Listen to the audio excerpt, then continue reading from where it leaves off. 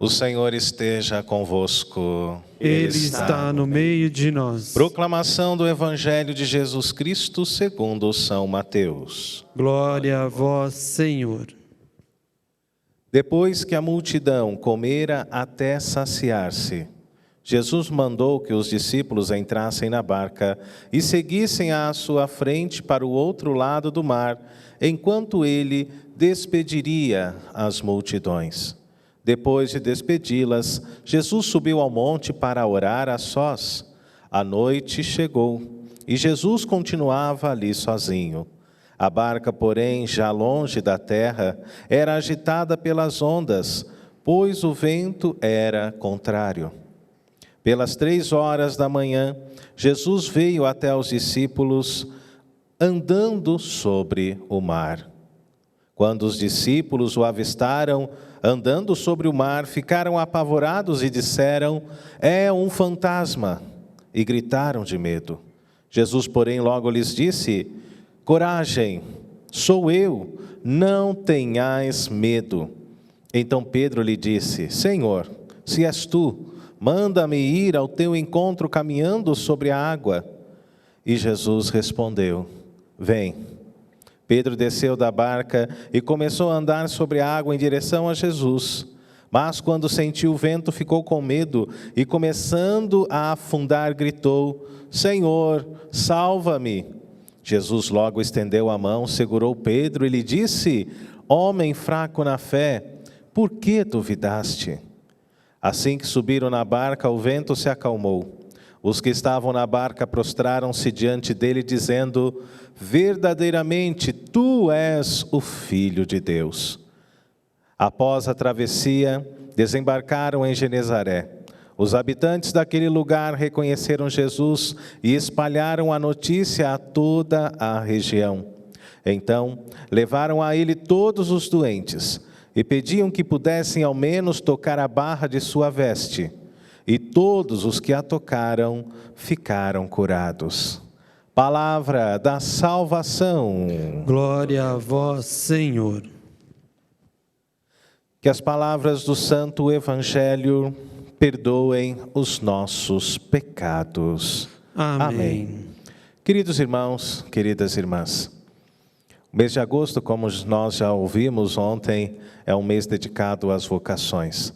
E nesta primeira semana, toda a igreja é chamada a rezar pelas vocações sacerdotais, pelos padres. Mas amanhã é o dia do padre, dia de São João Maria Vianney, o nosso padroeiro, o nosso patrono, dia do sacerdote, este que é chamado por Deus a deixar tudo, a segui-lo com amor, para anunciar Jesus Cristo, para ser ministro dos sacramentos, para profetizar, para ser um profeta da verdade. E nós ouvimos na primeira leitura que Jeremias, durante todo o seu ministério, durante toda a sua pregação, se esforçou para que fosse verdadeiramente um profeta da verdade. Infelizmente, a pregação de Jeremias não agradou a todos no seu tempo, na sua época, porque ele dizia justamente a verdade, porque ele falava justamente que Israel cairia diante da sua infidelidade, diante de todos os seus pecados. O capítulo 28 do livro do profeta Jeremias, queridos irmãos e irmãs, situa-nos por volta do ano 593 a.C., período que antecede a invasão babilônica. E o profeta nos mostra que, infelizmente, ele tinha razão diante de tudo o que ele disse, diante de toda a sua profecia, que anunciou a queda de Judá e de Jerusalém. Nós temos o seguinte esboço do capítulo 28 do livro do profeta Jeremias. Os versículos de 1 a 6 nos colocam diante de Ananias, um falso profeta, assim como nós ouvimos na primeira leitura. Ananias propõe uma luta, uma resistência, e diz que o povo sairá vitorioso contra a Babilônia num período de 2 anos de confronto. Ele dizia: é preciso resistir, é preciso lutar contra os invasores, e nós sairemos vitoriosos. Mentira, queridos irmãos e irmãs. Cuidado com os falsos profetas, porque eles mentem, iludem, enganam. E muitas vezes o povo simples, o povo pobre, acaba caindo nas suas mentiras, nas suas falácias. Ananias foi desmascarado pelo profeta Jeremias. Nos versículos de 7 a 14, somos colocados diante do jugo de ferro, ou seja, eu não sei se você se lembra, mas o jugo é uma peça de madeira que é atrelada aos animais quando vão puxar a carroça. Aquela peça de madeira que vai no lombo, tanto do gado quanto dos cavalos, para que eles puxem as carroças. Então, Jeremias diz que verdadeiramente esse jugo de madeira que existia nos ombros de Israel seria tirado, porém colocado um novo, não mais de madeira, porém de ferro. Jeremias prova que a pregação de Ananias é falsa e que o povo sofreria ainda mais.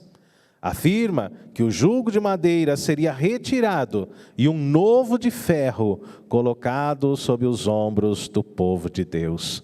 Queridos irmãos e irmãs, eu me lembro que um desses videntes, antes mesmo do começo de 2020, dizia: olha, o ano de 2020 será bom para todos.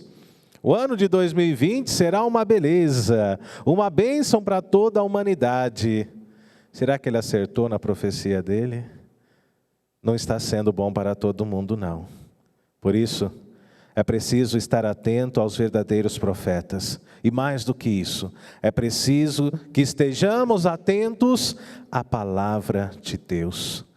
Ainda no capítulo 28 de Jeremias, versículos de 15 a 17, somos colocados diante da morte de Ananias e o avanço da Babilônia, que acabou invadindo e levando todo o povo de Deus para o cativeiro por volta do ano 587. Queridos irmãos e irmãs, no Evangelho de Mateus 14, versículos de 22 a 36, somos colocados diante de uma sequência daquilo que nós rezamos no dia de ontem. Através de 5 pães e 2 peixes, Jesus sacia a fome da multidão. Mais de 5.000 pessoas foram alimentadas diante do olhar misericordioso e diante da multiplicação dos pães e dos peixes. Após saciar a multidão, Jesus ele sobe a montanha para orar. Esse é o primeiro ponto que merece destaque na manhã de hoje. Jesus, ele se afasta da multidão e até mesmo dos seus discípulos para rezar, porque Jesus tem necessidade de intimidade com o Pai.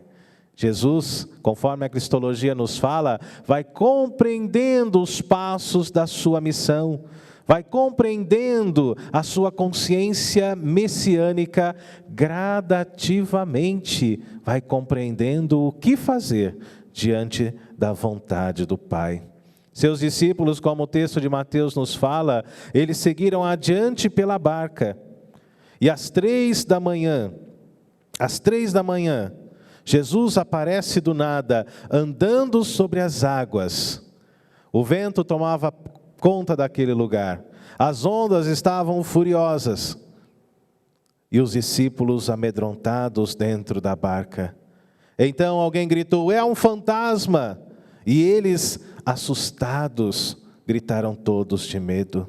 Jesus logo se identificou e disse: coragem, sou eu, não tenhais medo. É isso que o Senhor diz a cada um de nós, diante das tempestades da nossa vida, queridos irmãos e irmãs. Coragem, sou eu, não tenhais medo. Graças a Deus nós estamos aqui hoje reunidos. Eu não estou sozinho com a nossa equipe de transmissão. Nós temos pessoas, o povo de Deus está voltando a participar da igreja. E eu digo para você que está em casa agora: coragem, sou eu, diz Jesus, não tenhais medo. Pedro naquele instante disse: mestre, se és tu verdadeiramente, manda-me ir ao teu encontro.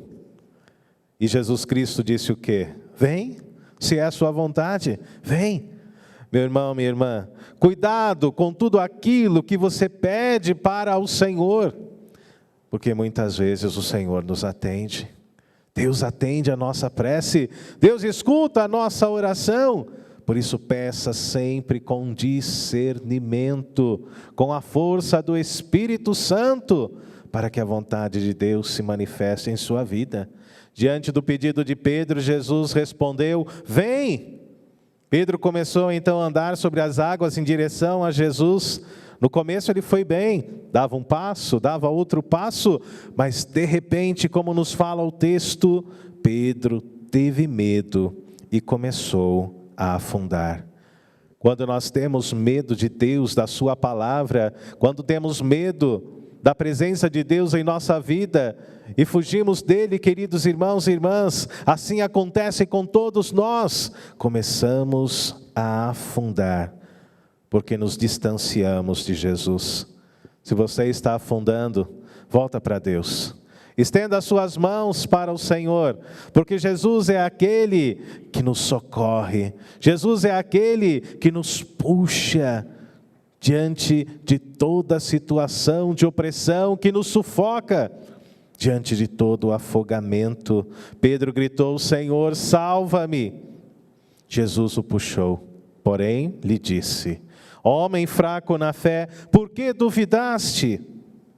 E o Senhor, queridos irmãos e irmãs, mostra poder sobre a natureza. Quando entraram na barca, o vento se acalmou, porque Jesus tem poder sobre todas as coisas. Jesus tem poder sobre a natureza, Jesus tem poder sobre a minha vida, Jesus tem poder sobre você, sobre a sua situação. Jesus tem poder de realizar um milagre agora, na tua vida, na tua casa. Os discípulos então prostraram-se diante dele e professaram a fé, dizendo: verdadeiramente, tu és o Filho de Deus. Quando chegaram em Genezaré, todos os doentes correram ao encontro de Jesus, e aqueles, conforme o texto nos fala, que tocavam pelo menos na orla no seu manto, eram todos curados, porque de Jesus saía uma forte energia de cura, uma forte energia de libertação.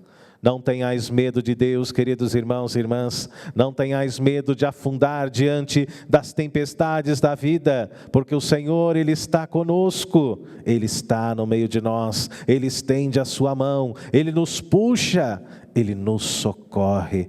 Por isso, conforme cantava o salmista hoje, no Salmo 118, ensina-me, Senhor, a fazer, não mais a minha, mas a tua vontade. Louvado seja nosso Senhor Jesus Cristo. Para sempre seja louvado.